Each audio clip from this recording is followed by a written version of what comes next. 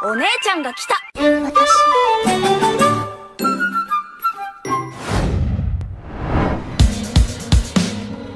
Seperti kalian tahu, dalam episode 32 ini kita ditunjukkan pada persiapan perang puncak yang akan dilakukan oleh masing-masing kubu, baik itu Shinigami yang berupaya menuju istana maupun Quincy yang mulai membangun dunia satu bernama Warworld. Berbeda dengan episode-episode sebelumnya, episode ini tidak banyak menampilkan scene tambahan baru. Semuanya hampir berjalan sesuai dengan manga, yang mana hal itu pun membuat durasinya terasa begitu cepat. Namun meski demikian, bagiku episode ini masih sangat bagus. Di samping munculnya para karakter-karakter lama yang sudah kita rindukan, semua adegan yang ditampilkan juga berhasil dieksekusi dengan cukup baik. Dari mulai adegan lucu, imut, cemas, mencekam hingga keputusasaan, semuanya dibawakan dengan sangat apik sesuai porsinya. So, teman-teman, tanpa menunggu waktu lama, mari langsung saja kita masuk ke dalam breakdown anime Bleach Arc Thousand Year Blood War episode 32.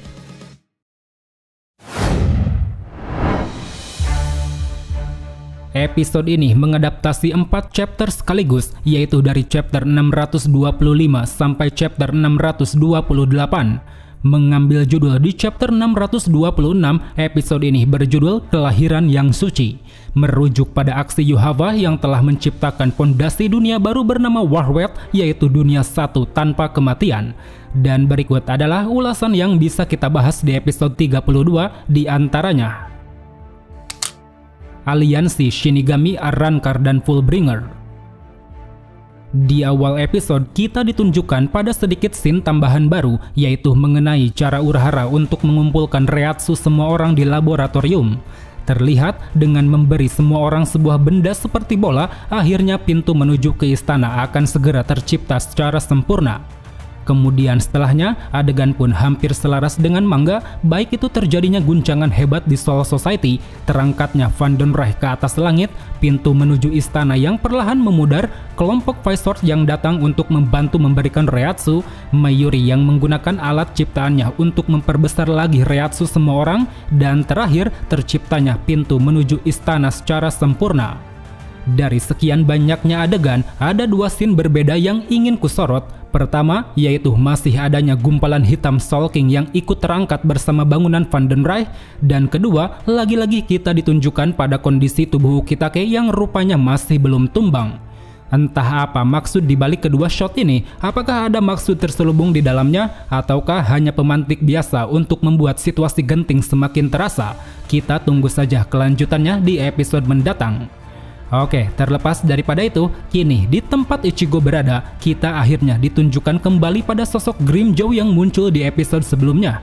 Masih sama seperti waktu dulu, dengan laganya yang kasar dan temperamen, di sana Grimmjow menantang Ichigo untuk bertarung dengannya lagi. Adegan ini sebenarnya sangat sesuai dengan yang ada di dalam manga, seperti Nel yang muncul langsung memeluk Ichigo, Nel yang menghentikan perselisihan Grimmjow dan Ichigo, kemunculan Riruka dan Yukio yang menyuruh semuanya untuk masuk ke dalam kotak hitam, Ichigo yang kebingungan kenapa musuh-musuh lama bisa berkumpul bersamanya, Yoroichi yang menjelaskan bahwa selain memiliki tujuan sama, kekuatan mereka juga dipercaya Urahara untuk dapat membantu peperangan. Dari sinilah, tepatnya ketika semua orang masuk ke dalam kotak, kita lalu diperlihatkan pada Yoroichi yang menjelaskan bagaimana cara untuk kembali ke istana. Penjelasan ini sebenarnya tertera di dalam manga, hanya saja di anime kita bisa lebih mengerti dengan jelas akan apa yang Yoroichi sampaikan. Di sana Yoroichi mengungkapkan bahwa di antara dunia manusia dan Soul Society terdapat sebuah ruang yang kita kenal dengan Garganta, yang mana di ruang Garganta inilah ada banyak sekali kantong ruang yang memiliki ukuran berbeda-beda. Kantong ruang ini bernama Kyogoku, sebuah dimensi yang terdiri dari berbagai macam jiwa, tepatnya jiwa-jiwa yang telah dikeluarkan dari siklus reinkarnasi. Dan berkat jiwa-jiwa itulah Kyogoku dapat memancarkan reishi yang berbeda dengan para Shinigami, Quincy, Hollow, ataupun Fullbringer. Jika biasanya seseorang harus mengeluarkan Reiatsu penuh untuk berjalan di dalam Garganta, maka lain halnya dengan Kyogoku yang bisa berada di sana bahkan sampai tinggal menetap selamanya. Atas dasar itulah, Urahara memutuskan untuk memanfaatkan Kyogoku dan melibatkan Riruka bersama Yukio. Karena dengan kekuatan Fullbring Riruka, dia bisa memasukkan Kyogoku ke dalam kotak miliknya, yang mana di dalam kotak Riruka, Yukio pun bisa leluasa untuk memodifikasi, mengotak-ngatik, serta mengubah bentuk Kyogoku. Alhasil, kini berkat kecerdasan Urahara dan kemampuan Fullbring Riruka bersama Yukio, mereka pun berhasil menciptakan sebuah alat transportasi. Alat ini berbentuk kotak berwarna hitam yang mana kegunaannya yaitu untuk melintasi ruang Garganta melalui sebuah rel.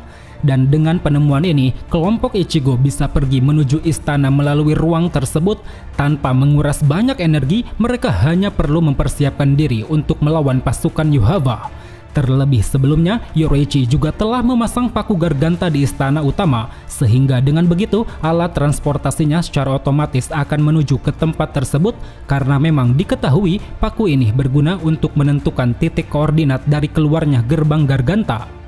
Sedikit informasi perihal Kyogoku, sebenarnya ini pernah disinggung di dalam movie pertama anime Bleach berjudul Memories Nobody. Penjelasannya sama dengan cerita canon, yaitu Kyogoku adalah sebuah kantung ruang yang tercipta dari kumpulan objek bernama Blanks, yang mana Blanks sendiri dapat kita anggap sebagai jiwa. Mereka berwarna putih dengan jumlah sangat banyak dan tak bisa dilihat oleh manusia biasa. Oleh karena itu, dengan kesamaan ini bisa kita simpulkan bahwa beberapa unsur di movie pertama tampaknya termasuk ke dalam cerita canon, sesuai dengan apa yang disebutkan pada eye catching di episode ini, bahwa Ichigo pernah mengunjungi Kyogoku dalam sebuah kejadian tertentu saat dirinya berinteraksi dengan Senna. Ditambah lagi, hal tersebut juga dikonfirmasi oleh Ichigo, di mana dia mengatakan pada Riruka bahwa dirinya pernah mengunjungi Kyogoku. Terciptanya Istana Warworld. Berpindah ke tempat lain, tepatnya di istana. Di sini kita langsung diperlihatkan pada Yhwach yang telah berhasil menyerap semua kekuatan Soul King. Dalam adegan ini terdapat scene yang dirasa tidak penting dihilangkan, yaitu mengenai para Shuzaval yang tengah menunggu kebangkitan Yhwach di sebuah ruangan. Dan sebagai gantinya, di sini kita ditunjukkan pada sosok Ishida yang tengah melamun. Dia terlihat sedang memikirkan perbuatan sebelumnya yang telah membuat Ichigo terjatuh dari istana. Namun di luar daripada itu, setelahnya cerita berjalan sesuai dengan manga, baik itu Yhwach yang diselimuti gumpalan berwarna hitam pekat, para Shuzaval yang mengucurkan keringat dingin melihat wujud Yhwach baru, Yhwach yang menggunakan kekuatan barunya untuk mengendalikan puing-puing bangunan, Yugram yang membungkuk meminta Yhwach untuk membimbingnya menuju dunia baru, Yhwach yang mengubah istana Soul King menjadi kerajaan Warworld, Yhwach yang sengaja membangun istana utamanya secara mencolok, sampai akhirnya Yhwach yang mengatakan bahwa istana tersebut adalah awal pondasi bagi dunia baru yang akan dirinya ciptakan. Melihat scene ini, aku pribadi sangat suka dengan konsep istana Warworld yang ditunjukkan. Dengan warna hitam bercampur ungu, ditambah kilauan es yang menyelimutinya, membuat kerajaan Warworld terkesan begitu megah. Meskipun di balik kemegahannya ini, terdapat satu kekurangan, yaitu warnanya sendiri yang tidak mencerminkan bangsa Quincy, yang mana kita tahu dari awal Quincy sangat identik dengan warna biru muda.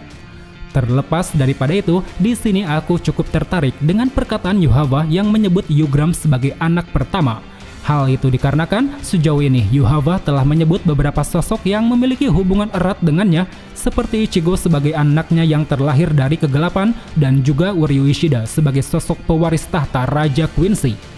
Nah, jika kita teliti lebih jauh, di masa lalu Yugram bukanlah anak Yhwach, dia hanyalah Quincy biasa yang tinggal bersama pamannya di sebuah hutan.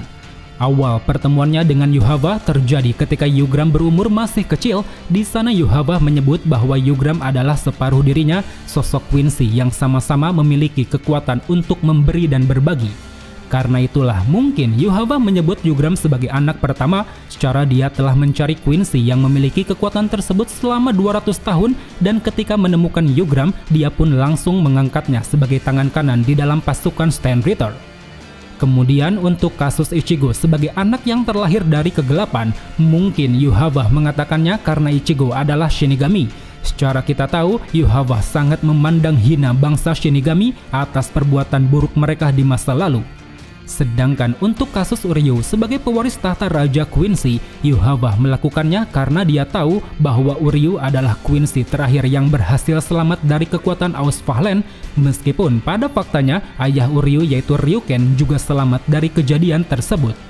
Jadi bisa kita simpulkan bahwa sejauh ini Yhwach tidak memiliki anak kandung, dia hanya menganggap semua Quincy yang berbakat adalah keturunannya dan juga memanggil mereka sesuai dengan apa yang mencerminkan latar belakangnya. Entah itu Yugram sebagai Quincy pertama yang menjadi tangan kanan Yhwach, Ichigo yang menjadi Quincy berbakat tapi lahir sebagai seorang Shinigami, maupun Uryu sebagai Quincy terakhir yang berhasil selamat dari Ausfahlen. Sampainya aliansi Shinigami ke istana. Dalam perjalanannya menuju istana, terjadi diskusi hangat antar karakter di dalam alat transportasi kotak hitam. Adegan yang ditampilkan di sini sesuai dengan manga, dari mulai Yoroichi yang menyuruh Ichigo untuk melancarkan serangan dadakan pada Yhwach, Sado dan Ganju yang berniat melawan siapapun keroco yang menghadang, Riruka yang memarahi Orihime karena selalu cemas, Ichigo yang bertanya kenapa Grimmjow memilih ikut beraliansi, Grimmjow yang menjawab bahwa dirinya hanya ingin membunuh Yhwach, Yukio yang menyampaikan bahwa dirinya akan tetap berada di dalam kotak hitam, dan terakhir Ichigo yang menyuruh Riruka untuk menunggu bersama Yukio. Dengan adanya scene ini, aku sendiri cukup merasa senang, terutama adegan interaksi antara karakter yang pernah bertemu sebelumnya, seperti Riruka pada Orihime yang menunjukkan sikap keras padahal sangat peduli, ataupun Grimmjow pada Ichigo yang seolah berteman padahal musuh di masa lalu. Selain itu, scene ini juga tampaknya memberi suasana baru bagi kita semua. Bagaimana tidak, dalam satu ruangan terdapat berbagai karakter yang memiliki kepribadian berbeda, di mana semuanya dibuat saling berinteraksi satu sama lain dengan sikap dan jati dirinya masing-masing. Kemudian dari sini, adegan mulai menyoroti aliansi Shinigami yang begitu terkejut setelah sampai ke istana. Baik kelompok Ichigo maupun Kyoraku, mereka semua tak percaya kini istana Soul King telah berubah menjadi kerajaan Quincy dalam waktu yang sangat singkat. Adegan ini sebenarnya sama dengan yang ada di manga, di mana semua orang menunjukkan responnya masing-masing.